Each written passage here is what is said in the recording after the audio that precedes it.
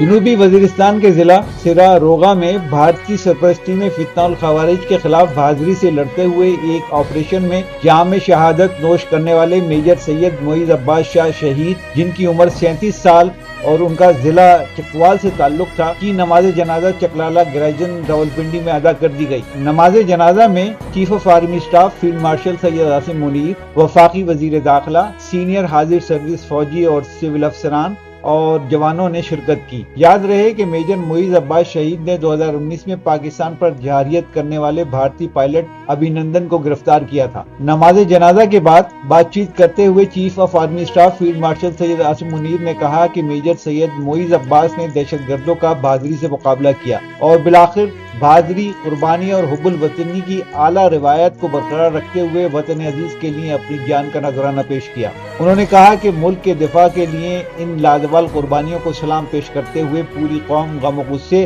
اور حوصلے اور عزم کے ساتھ متحد ہے، اور یہی ہماری قوم کی طاقت کا ترہ امتیاز ہے۔ بعد ازاں شہید کا جسد خاکی ان کے آبائی شہر پہنچا دیا گیا، جہاں انہیں پورے فوجی اعزاز کے ساتھ سپرد خاک کیا گیا۔